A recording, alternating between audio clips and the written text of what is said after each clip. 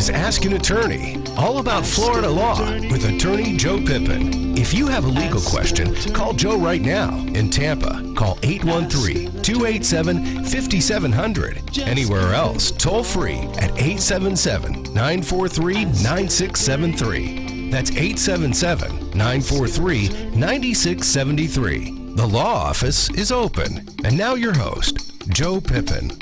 Hey, good morning. Welcome to Ask an Attorney, all about Florida law. I'm attorney Joe Pippen, practicing attorney. The law office is open. Hey, do you have a legal question, a legal problem, something bothering you? Maybe you couldn't sleep very well last night, just worried about something. Hey, I'm here for the next hour to help you. From 8 to 9 every Saturday morning, we come in and answer legal questions. Main purpose is to help you as much as I can, either by listening or calling in and asking a question. Your question can be just about anything. If I know the answer, I'll be glad to share it with you. And if I don't know, we get you some help. And I usually have some resources where I can help you right here on the air today. So you have a toll-free number, 877-943-9673. That's 877-943-9673. Phone lines are open. Your question can be about wills, trust, probate, guardianship, power of attorneys. Can be about family law, personal injury, real estate transactions. This is Saturday morning, May the 11th, and we're here doing a live radio show. You're listening on multiple stations all over Florida. We're broadcasting today from Tampa, which is 570, 910, 860, 930 are the numbers. And if you are listening in Central Florida, it's 90.3 FM. That's Landmark Baptist Church owns that station, Landmark's Voice of Faith. You might be listening in Sun City Center. That's 96.3 FM. That's a community station there in Sun City Center. In Jacksonville, you might be listening to WBOB, and that's 600 AM on the dial and 101.1 FM on the dial in Jacksonville. Also in Pasco County, we're broadcasting today as well.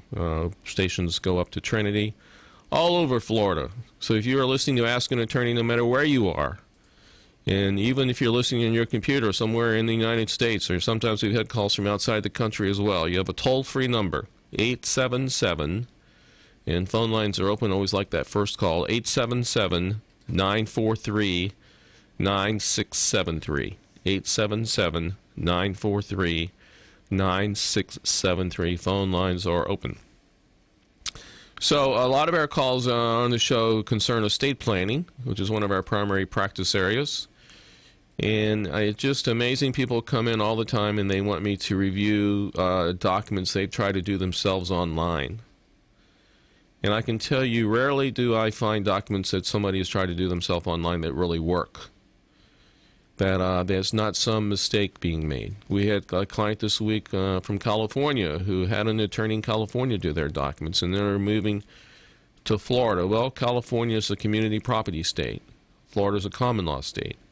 The big differences on spousal rights and ownership in the differences in the two states. So most of the time what we do is a restatement.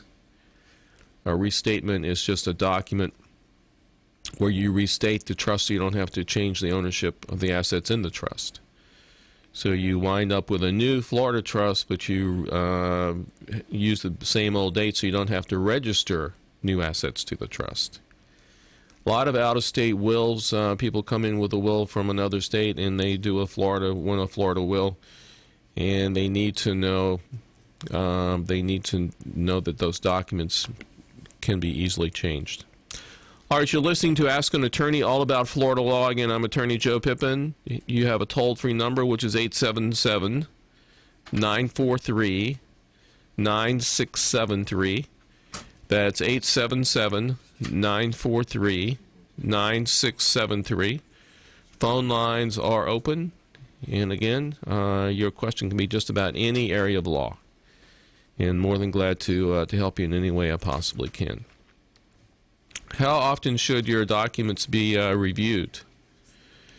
Well, about every 3 or 4 years is our general rule of thumb. And we do have a call coming in now. We'll get to that in just a second. So how often should documents be reviewed? They should be reviewed every 3 or 4 years. And a lot of times the power of attorney, healthcare, surrogate living wills are documents that should be reviewed because a lot of banks and financial people tend not to want to honor them. And then you are in a little bit of a fight. Sometimes you have to have an attorney to force them to honor them. It's easier, by far, I think, just to update the documents and have a current date on them. And that way they are more readily accepted. You don't have to spend a lot of time in a fight trying to get someone to accept them. So our general rule is we send out letters to our clients every 3 or 4 years suggesting a review or an update. Wills and trusts generally don't need to be updated that often unless you, the maker of the document, the creator of the document, want to update to make a change in trustees or beneficiaries and so forth. Life changes, and sometimes you want to change how you treat your beneficiaries. A lot of times people treat them equally, and other times they want to treat them a little bit differently. Let's go to Otto in Crystal River. Yes, I wanted to ask a question about, when you go in a hospital or whatever and you end up with Mercer and several more surgeries, if there's any course action to that. Well, it depends on if the hospital was negligent in the way they took care of you and whether they could have prevented or whether they caused whatever happened to you there in the hospital. Oh, okay. How do you go about that? I never had. Well, generally you would get another doctor. You would find another doctor that would be a witness for you to be able to state that they were negligent in the way they cared for you. They didn't do something in the proper format, and whatever they didn't do for you caused the circumstance that you're in now. Okay. So, and then a lot of attorneys don't take medical malpractice cases unless they're for sure they can win those. Mm-hmm. Because if you take an action and you lose, you wind up paying all of the expenses on the other side. Right. So if you have some condition caused that you think the hospital caused it or didn't prevent it properly, then you go to a medical malpractice attorney, and then the medical malpractice attorney will decide whether or not they have a case. And they don't take the cases unless they're pretty sure they're going to win. Oh, okay. That sounds like a winner. All right. I appreciate that very much, sir. All right. Thank you. Mm-hmm. You're listening to Ask an Attorney, all about Florida law. Again, I'm Attorney Joe Pippen, practicing attorney. The law office is open. You have a toll-free number, which is 877-943-9673. That's 877-943-9673. Concerning the estate planning, suppose you have real estate in other states. Suppose you have even a timeshare in another state. And suppose in this hypothetical situation you die. Well, what happens? Well, real estate is one of those things that's probated no matter where it's situated. So if you die with real estate in multiple states, guess what? You're going to have multiple probates.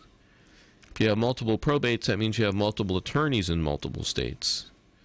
And the probate fees are different from state to state. In Florida, it's generally a 3% fee, 3% of the value of the assets. And so the personal representative's entitled to a 3% fee, and the attorney's entitled to a 3% fee. So, for example, if you have a $500,000 probate estate, there could be 6% in fees. And 6%, of course, it's a lot of money to spend on probate when you can avoid that with a living trust. Let's go to Ron in Lakeland. Hey, Ron. Good morning. How are you this morning? I'm doing great, and you? Great. I'm super. I have a question regarding the credit reporting agencies and what liability they have for reporting extraneous, undocumented, unsubstantiated information.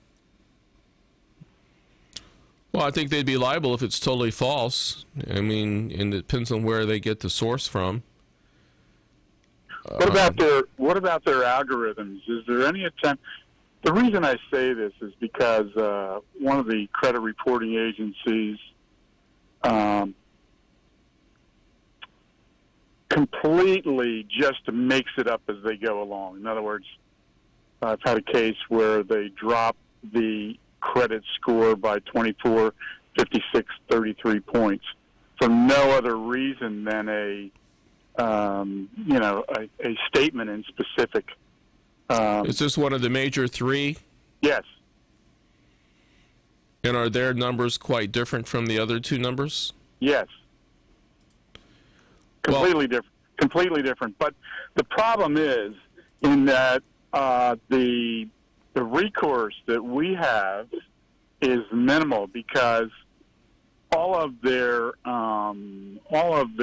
outcall are on foreign soil, which is another major issue. The folks that you contact are in the Philippines or Mumbai, so on and so forth, which is really a substantial risk to all of the sensitive American information being breached. And when you talk to them in specific, they don't have any responsibility and authority to do anything other than explain what they're doing, which Ron, is kind of nebulous. Yeah, I don't experience that myself because all three of my numbers are pretty close, and I haven't had any problems with them. But I can tell you that if you do have a problem with them, the best way to deal with it is not verbal on the phone, is to send certified letters demanding that to be corrected within a certain amount of time, or you'll hold them liable. Yeah. And then once you've done the most you can do yourself without a good result, you have an attorney help you. Well, here's my recourse, and I think that people ought to be aware of this. What I've done in the past... All right, so I'm going to give you about another 30 seconds to tell us what to do. Okay, what I've done in the past is just say this. Attorneys have told me that, to do the research and so on and so forth is going to cost a huge amount of money. Mm-hmm. So I enlist the Federal Trade Commission, the state attorney generals, and the FBI to do the investigation work. And then if there's a liability from their standpoint, based upon their information and investigation, then I basically take it to an attorney and pursue a suit utilizing the federal agencies and state agencies to do the investigation as to whether or not they're in compliance. Yeah, and whether they accept the fact to try to help you with it, that would be up in the air as to what probability they would be to do that. I guess that's easy because all you have to do is call your congressman. All right. Well, good luck with all that. Thanks. Appreciate it. Thank you. Have a great day. You too. Let's go to Steve in Seminole. Steve, are you there? Yes. Hey, Joe. Good morning. Good morning. Good. From Seminole, and I'm trying to figure some court action in Pinellas County on a real estate question for you, Joe. Go right ahead. Okay. Joe, I have a fiancée. We dated for 2 years. I own a condo in Seminole, and we bought a house together in St. Petersburg a year ago. Mm-hmm. And she moved into that. I remained in the condo with the plans of possibly getting married in the future. Some things have changed, and we're now sort of trying to reconcile. There's maybe a breakup there and all. But I contributed $5,000 for the house with Wells Fargo, mortgage. And she contributed $8,000. But she wouldn't qualify. She's just on Social Security, and I have an excellent credit background. I have a pension, Social Security, and an annuity. And but I'm trying to get out of this real estate deal and see if I can recover my $5,000 back and get my name off the mortgage. Any suggestions?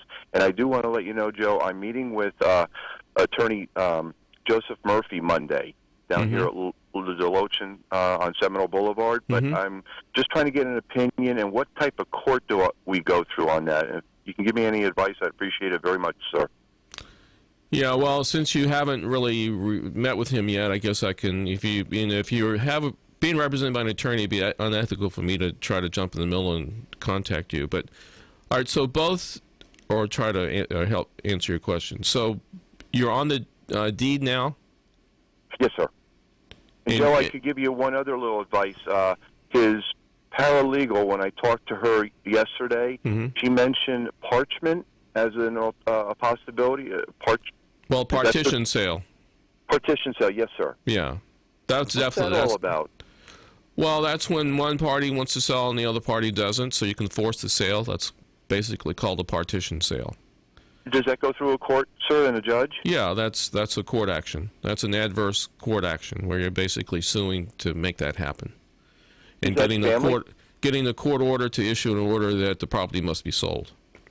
Okay, and I have a real estate agent with Berkshire Hathaway that's willing to do this, market it, and sell it. Mm-hmm. What court is that? Is that family court, Joe, or another court? Civil court in Pinellas County? Yeah, it'd just be the circuit court. Circuit court, yes, sir. So that would be one choice. The easiest thing to do is does she know you're going to an attorney? And, if she knows that, why would she want to be involved in a lawsuit when she can just settle up with you? Well, that's what we're trying to work out, and right now she's somewhat uncooperative. I'll put it like that. And well, sometimes it takes legal action to get people to cooperate. So, yes, sir. Yes, all right. sir. Well, go ahead and meet with the attorney. That's a good firm. I'm sure they can help you with and come up with the best decision for you. Yes, Joe. Thank you very much, and best of luck to you. You guys are great. Thank you. All right, you're listening to Ask an Attorney all about Florida law. The phones are open. If you have a legal question, you have a toll-free number, 877-943-9673.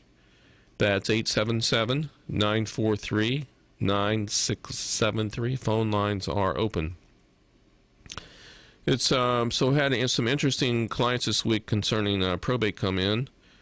One gentleman died, and he was in this housing situation where his car was. So the family comes in and gives me the car keys because I happen to be the personal representative on this particular estate. And so I send someone out to get the car to bring it to my office because we need to sell the car. And basically it had a lock on the steering wheel. So we fumbled around because it looked like for a while we were going to have to saw the lock off. Get a generator out by the car and get a big-time saw that goes through metal to take off this steering wheel. I was given a bag of keys. None of them really looked like they were going to work, but fortunately one of them did. So we're able to get the lock off the steering wheel and get the car to my office parking lot so we can sell the car.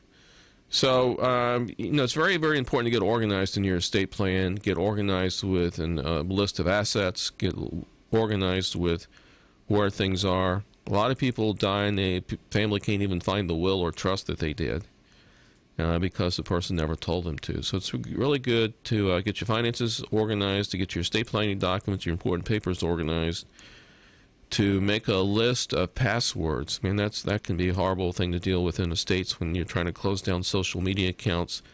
The person's deceased and nobody knows what their passwords are or how to access some of the accounts. Sometimes their phones are locked.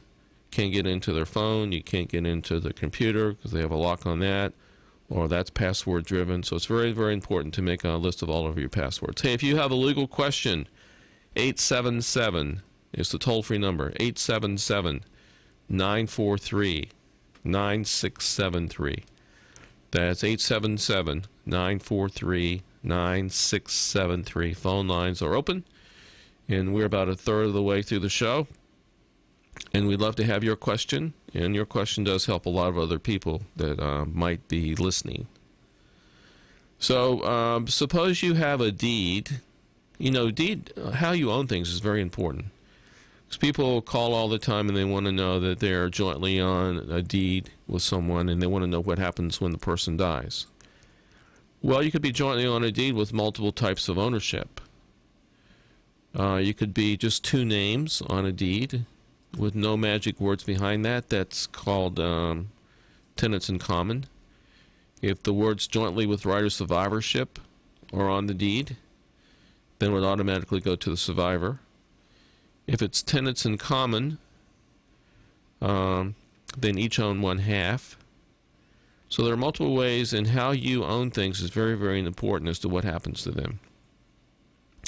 I had a brother call me, and his brother had died, and I did his papers back in 2012. And he's calling me wanting to know if I hold the original documents. Well, I don't. And he's asking me what his brother's assets are. And I said, well, I haven't seen him since 2012. I'm not going to know the answer to that question. So what you need to do is to get the mail diverted to you. Go look through his house and see if you can find papers. And then maybe we can come up with some answers on what you have to do next. All right, if you have a legal question, the law office is open. I'm Attorney Joe Pippen, practicing attorney. It's May the 11th, 2019. And if you have a problem of some sort, it doesn't even have to be a legal question. It can just be a problem. More than glad to try to help you. You have a toll-free number to call the show, 877-943-9673. That's 877-943-9673. Phone lines are open. One of the questions I got this week was the couple came in that did a joint living trust. Now they're going through a divorce, and they want to know what happens to the trust. Well, generally during the course of divorce, you each would wind up with the estate, so they would be individually held as opposed to jointly held. So then you each would need to create a trust if you still wanted to do a trust. So you empty out the joint trust and you create separate trust. And then you each have your own plan of what you want to do with the assets. Any provision that you would make to a spouse once a divorce, that provision in an estate planning document is null and void. Power of attorneys now become null and void if you've named a spouse. You can redo the document after the divorce and name a spouse, and that would be fine. But if you name them as a personal representative, executor, beneficiary in documents before the divorce and never change the document, all those provisions would be null and void. Since you know that's true, you ask, do I still need to do new documents? It's always better to do brand new documents after the divorce. Make it perfectly clear as to what you want to do. Okay, let's go to Shirley in Sun City Center. I have I think you could help me with this. Yesterday, I was victim of a scam. It was very cleverly done. I called Spectrum, and somehow they hacked into that account. Mm-hmm. So I thought I was talking to Spectrum. And so at first when she said she wanted my Social Security number, I said, no, I don't give that out. But then she talked to me, and said, don't you want this direct TV? It's all these stations you get. And stupidly, I gave it to her. And now I'm frightened and wonder what to do. Well, I think the best thing to do would be to get a service like LifeLock or some online service that can monitor things happening in your credit world. Well, that's what I wondered. If I called now, I wondered if they'd take it. Because obviously there's going to be a problem somewhere. Well, there could be, and that's why you need somebody to monitor it. And I know. They have these great services like Life. Yeah, I almost got LifeLock a while ago. Yeah, that's what I would do if I were you. Okay. And then the other question, you talked about the deeds. We have a problem going on, and it's being handled up north. But I have a condo down here. Mm-hmm. And my son asked if he couldn't invest in it, so we own it jointly. My husband passed away, who was involved in this. And the attorneys can't seem to decide. This property's in what state? Michigan. Okay. And they can't seem to decide. Well, what can't they decide? I'm sorry, what? What can't they decide? They can't decide who would get it when I pass away. Ma'am, hold on. Do you have a will or a trust? Yeah, I do. And okay. Let me ask you another question, though. The deed itself, is it just in your name? I'm not 100% sure. I think it's in the trust. All right, but it's either in the trust, which is solely your trust, right, or it's just in your name. Oh, not 100%. He owns half of it. That's all I can contribute. Okay, well, the answer would be on how it's titled on the deed. So if your name is on the deed and his name is on the deed and you think you both own half, that would be tenants in common. Oh, okay. But if both names are on the deed and there's some magic words after the two names, like joint with right of survivorship, then it would belong to the survivor. If there are no magic words on the deed, then that would be tenants in common. Then your half would be controlled by your will or trust. Well, that's what I thought too. But there's apparently a conflict between these two attorneys. So I just wanted to pick your brain. It's all determined on how the names are on the deed. Yeah, I'm sure. And whether it's with right of survivorship or tenants in common. One of them said that he'd get his half, and that the rest would go into my trust. Yeah, well, that's probably right. That means it was tenants in common, and you can put your half in your trust. But see, the other one says that it's not that Steve gets it all. Well, it all depends on the words on the words on the deed. Right. Well, thank you very much. All right, Charlie. Thank you. Bye. All right, we do have offices in Sun City Center where that call came from, and if we have offices, we have several offices in Pinellas, several in Polk, several in Pasco, several in Hillsborough County, and we have offices in Jacksonville. We have offices in Claremont, Leesburg, the Villages, offices in Lakewood Ranch, offices, again, in Pasco. So if you ever need an attorney, we don't charge anything for that first office visit for consult. 1-800 is the toll-free number, 1-800-226-3529. If you want our free estate planning poster sheet, if you want to learn a little bit about estate planning or kind of refresh yourself about estate planning or thinking about doing new estate planning, we'll be glad to mail you our estate planning poster sheet. And all you have to do is call our toll-free office number to get it. Need your name and address at 1-800-226-3529. That's 1-800-226-3529. You can email me your name and address at Joe, J-O-E, at attypip.com. That's Joe, J-O-E, at attypip.com.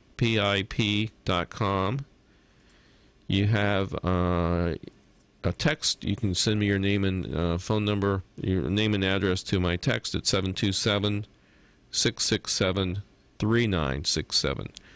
We have about 22 minutes left in the show. If you want to call and give us a question, we'd be glad to try to answer it, or a legal topic to talk about at 877 is the toll-free radio station number, 877-943-9673. 877-943-9673. On that last question, suppose that a lady there owned the property jointly, tenants in common, with her son, or whoever that was, and suppose her half was never put in her trust and died. Well, her half would go through probate, so it would be governed by her will. Now, if she had a trust, she probably had a will that left everything to the trust, and then the trust has the distribution language of what happens to the asset. But that would go through probate because she never would have put it in the trust. She seemed to think it was in the trust, but it doesn't automatically jump in there. Real estate doesn't automatically jump in. You have to do what's called a quitclaim deed to transfer it from her to herself as trustee of the trust. Let's go to Nancy in Sarasota. Hey, Nancy. Hi. Hi. Okay, thanks. I just have a quick question about wills, I guess. I have a small stock account, and if I were to die tomorrow, I would want my sister to have it. Is there something I can do now that wouldn't put it in her name now, so she wouldn't be responsible while I'm alive? Well, you might be able to put a beneficiary on the account. Do you have other things, though? Do you have a home? Do you have real estate? Right now, I don't. I sold my house, but I have, annuity or insurance type of annuity account. I'm just about to do a will over, but I just was wondering about things like that, like a separate account if it could. I know you can take a joint account in a bank and put 2 names on it. Yeah, I wouldn't do a joint account though, because if she got sued, divorced, or had an accident, car accident, then you could lose your account. Right. So That's why I didn't want to do that or have. Yeah. Yeah, don't put her name on anything. Right. Okay. So I could just, if I put it in my will, she'll just get the account. Would there be tax consequences? No, because you can leave up to $11.4 million tax-free. I think that would be no problem for me with taxes. Okay. Yeah, but you might consider a trust. The two choices would be do a will or a trust. If you want to send in for that poster sheet, it kind of outlines the pluses and minuses of both. I wrote that down. I will do that. All right, very good. Okay. Thanks you. For your help. Thank you. Bye-bye. Let's go to Mike in Bradenton. Hey, Mike. Hi. How you doing? My question is about I'm looking at a life estate deed, and the notary is also a witness. Mm-hmm. That's fine. Also, there's a relative of the notary as a witness. Is that all fine? Well, on a deed, the notary is notarizing your signature only. Right. Which is different than a will. When a notary does a will, he's notarizing the fact that the witnesses were in the presence of each other and in the presence of the person signing. So the notary can't notarize a will, because then he's notarizing the family member's signature. On a deed, it's different, because the notary is just notarizing your signature. And the fact that the deed has to be witnessed by 2 people doesn't come into play on what the notary can and can't do, and the notary can be one of the witnesses. And also, the second witness can be a relative of the notary? Uh-huh. Oh, okay. But that was because he's only notarizing your signature. Okay. All right. Well, thank you very much. All right. Thank you. Bye-bye. All right. You're listening to Ask an Attorney, all about Florida law. We have about 16 minutes left in the show. If you have a legal question, the phone lines are open for you. Your question might help a lot of other people as well. So you have a toll-free number, which is 877-943-9673. That's 877-943-9673. And again, phone lines are open. If you'd like our free estate planning poster sheet, again, we have 3 ways you can get it. You can call our toll-free office number, which is 1-800-226-3529. That's 1-800-226-3529, extension 200.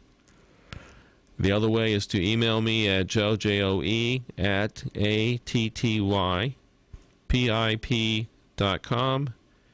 And you can text for it at 727-667-3967. If you would, one of the questions that I get all the time is, are there any assets that do not go into a trust? If you have a living trust, or there's some things you don't put in a trust.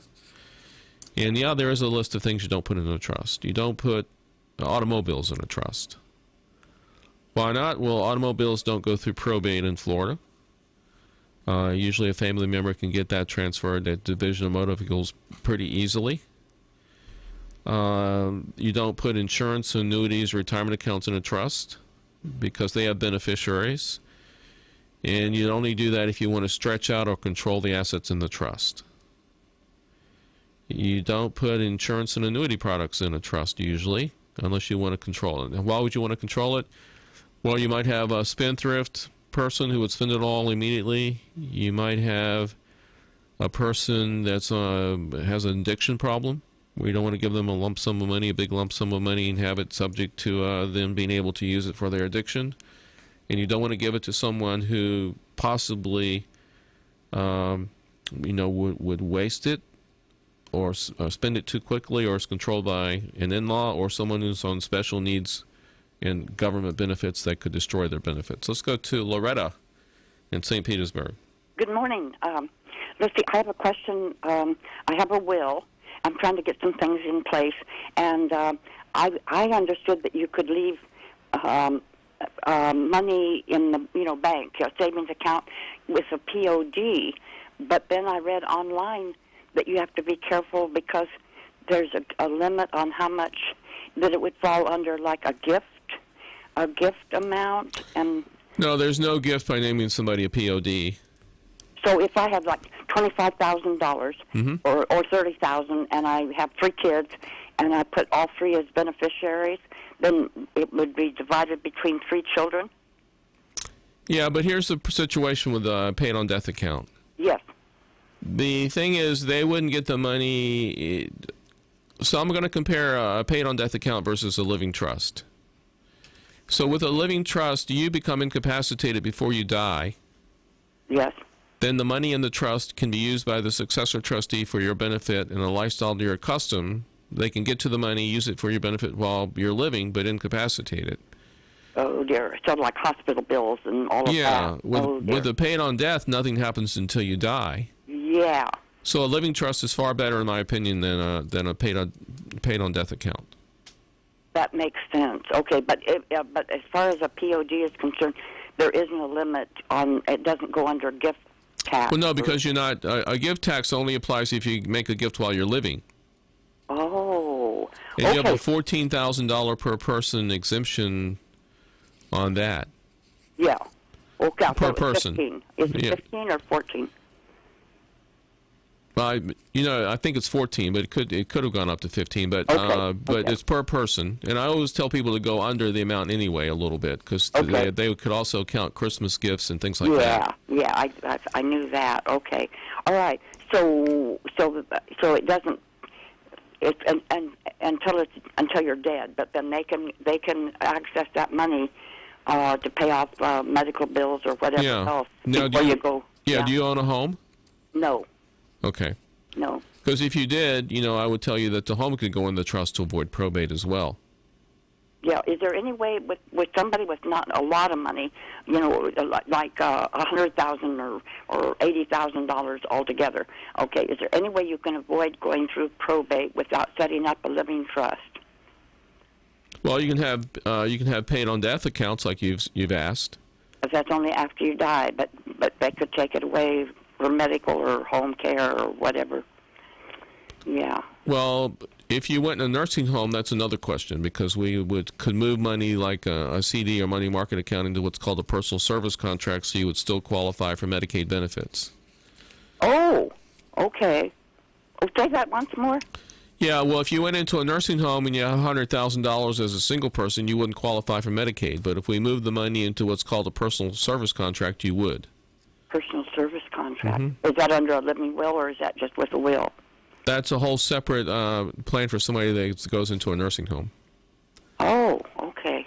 So, okay. Well, you wouldn't worry about that till about 60 days out of going into the nursing home, though. Okay. All right. I won't worry about that right now. Okay. And to get that, I tried to read that poster online, but it's so small I can't read it. Yeah, we'll be glad to send it to you. Yeah, should I go to that number and ask for that? Yeah, you can go to that number. You can leave a message there on extension 200 this weekend if you want to. Okay, all right.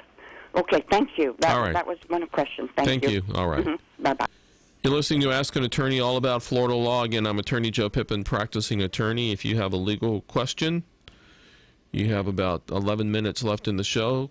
Give us a call at 877-943-9673. The number to call the radio station is 877-943-9673. If you like that free estate planning poster sheet, you can get it one of 3 ways. It's a large double-sided sheet. There's 5 articles, estate planning articles on one side. There's comparisons and charts and there's full discussion of your options. And on the other side is all of our office locations and phone numbers and radio shows we do and website and so forth. If you would like to call to get that, it's 1-800 is the toll-free number, 1-800-226-3529. That's 1-800-226-3529. If you would like to email me for it, you can email me a short note with your name and address at Joe, at attypip.com. You can text me for it, your name and address at 727-667-3967. That's 727-667-3967. All right, phone lines are open again, and if you want to give us a call, it's 877-943-9673. Let's go to Brian, calling from Sarasota. Hey, Brian. Hello? Yes, hey, how Brian. How you doing? Good. Good. I have a question it's for my my daughter and my ex-wife. They're living in Long Island. We went through a divorce and this and that. And anyways, she went up there and bought a house with her sister. Her credit wasn't good. We had another piece of property with her name was on it, which wouldn't allow her to, get the credit. Anyways, we'll make a long story short. She gave her sister money. They bought a house. Her name is on the deed and everything, but it's not on the mortgage. And since then, her sister has passed away, and her sons, a couple of sons are on the deed also, but they're not been getting along. I told them they shouldn't have anything to worry about. I mean, her name is on the deed, the three of them, so I think that if something would happen, what's the legal ramifications or something like that? Well, if all three names are on the deed, one person, like I think our first caller, we talked about a partition sale. So one of the three could force the sale of the property. One of the three could, but I mean, with her name on the deed and not on the mortgage, she's still entitled to. I think she put like $50,000 down or something. I mean, that would be. Yeah, if her name's on the deed, she's entitled to at least a third of it. Right, exactly. She have to worry about this because her name's on the mortgage. I told her she's not responsible for the mortgage. I mean, that's just the house, Yeah, but if the place got foreclosed on, she'd be named in the foreclosure lawsuit. Yeah, no, I don't think that'll happen. No, I think they're paying. It's just a matter of them getting. It's like a split. He lives downstairs, and they live upstairs. It's just since her sister passed away, I guess it hasn't been. Yeah, good. If they want to buy each other out, they can work a deal. Yeah. But if they don't, then they can't work a deal, then they can force a sale through a partition sale. That's what I basically told her too. But she said no, they're going to lose everything. So that's not going to happen. I mean, you got the upper hand. You're not on the mortgage, and you're on the deed. So if they sell the house, I mean, So. All right. Thanks. All right. Thank you. All right. Let's go to Jack. Hey, Jack, where are you calling from? Auburndale. Auburndale. Okay. What can we do for you? Joe, I have a relative has a will that was drawn up in Alabama. This relative has moved to Florida 4.5 years ago. Mm-hmm. She is a legal resident of Florida now. Okay. I called the lawyer who drew up this will, but they have never returned my call. Mm-hmm. This was in Alabama? That's right. Okay. Is it best that I have the attorney here who is over my relative? Is it best to have them to send this attorney in Alabama a letter requesting the will to be sent down here? Well, did the lady die that did the will? No. Oh, no, she's alive and well. Well, she's the one. The attorney's not going to deal with anyone but her. I'm a legal guardian through the court. Oh, okay, so you're going to have to prove you're a legal guardian by sending your guardianship appointment to the attorney and request the will. Okay. Because otherwise, they're not going to. Unless you prove you're the guardian, they're not going to deal with you, or maybe even return your phone call sometimes. But they should at least return the phone call to let you know they can't talk to you, and then what they need for you to provide that they can talk to you. Okay. Is it better that I do that, or my lawyer do that? Oh, either one. Okay. I think you could probably do it yourself. They're just they're going to just make you give them proof that you're the guardian appointed by the court, and then they should be able to. There should be no problem. Roger. I got certified copies of that. I'll do that. All right. Very good. Thanks, Joe. All right. Let's go to Tom in Northport. Yes, my question is similar to the gentleman before. It's on real estate. I want to put my brother on my deed. Mm-hmm. What's the best way to do that? Generally, I would tell people not to do that because you need to get the property appraised to determine the value of the gift. Okay. And then if it's over the amount that you can gift, then you have to do a gift tax return. Oh, okay. And then the property, half of the property that you gave would not get a stepped-up cost basis at the time of your death. So the better way to do is just leave it to him in a will or a trust and not make him a co-owner now and have to go through all that. Oh, okay. Very good. Because real estate is the worst thing to gift, actually. Is it? Yeah. Okay. If you're going to gift anything, give cash or something, but not real estate. Okay. Anything that can appreciate in value, like stocks in real estate, upon your death, get a stepped-up cost basis, so the person gets it at the new value without a capital gains tax when they sell it. Okay. And cash is good to gift because that doesn't apply to cash at all. Probably a trust is probably the best way to go then. Yeah, put the real estate in a trust, and that would avoid probate. It would still get the stepped-up cost basis. Okay, very good. Very good. Well, thank you very much. That answers my question. All right. Thank you. Thank you. You're listening to Ask an Attorney all about Florida law. We're here every week. It's from 8 to 8:52. It's a 52-minute straight run with no commercials, if you've noticed. And if you have a legal question, we have maybe 4 or 5 minutes left in the show. You could be our last caller if you call now at 877-943-9673. That's 877-943-9673. Phone lines are open. If you'd like our free estate planning poster sheet, this will be the last time I give it out today, I guess, this number. You can call our toll-free office number at 877-943-9673. That's 877-943-9673. You can, that's the radio number. The office number to get the poster sheet is 1-800-226-3529. That's 1-800-226-3529. You can email me at Joe, at ATTYPIP.com, or you can text at 727-667-3967. Let's go to Diana in Sarasota. Hey, Diana. I've got a quick question since you don't have much time left. I got advice about this when I lived in a different state, but I've moved to Sarasota recently, and I just purchased a large piece of equipment, actually a long-arm sewing machine, to train myself on to go into business in the future, doing quilting for. So I'm wondering how I can use that for tax purposes.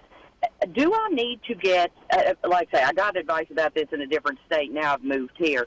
Do I need to get a business license? Did I need to have the business license before I made the purchase of the machine? How would I handle that in order that I can take it as depreciation on my taxes, since I will be using it for a business? Well, I think you can depreciate it whether you're a business or not. Oh, you could be a sole proprietor of a business, and you have a fictitious name if you want, due to the Secretary of State, and it still can be depreciated. Okay, perfect. Well, thank you so much for your advice. That's all I needed to know. I hope you have a lovely day. All right, thank you. Let's try to talk to Maureen in their last minute. Hey, Maureen. Maureen, are you there? Yes, I am. Where are you calling from? Barico, Florida. Barico. We have about less than a minute. What can I do for you? Yes, I'm in a very bad domestic situation. I'm married at 40 years with my husband, and he keep putting me into the asylum and jail 12 times in 13 years. And then last year puts me in jail, and I don't know what to do. I'm being abused. Nobody believes it. And I really want to get a divorce. It's been 40 years. I'm not from this ethnicity. Yeah, well, you definitely need a family law attorney to be your advocate in this type of situation. Do you have any body that you can recommend? Yeah, if you contact me off the air, I'll be glad to try to find someone for you. Appreciate it. All right, thank you. All right. Bye-bye. All right, you've been listening to Ask an Attorney all about Florida law. We're here every week to help as many people as we can. I might be able to talk to Diana. No, I can't. There's the music. All right, Diana, tell you what, ask the producer to give you my cell phone number. She's gone. Okay, never mind. Diana, if you want to call me, 727-667-3967. Wait 5 minutes or so I can get in the car. All right. You have a great Saturday. Thanks for listening to Ask an Attorney all about Florida law. We'll be back next week, the same time.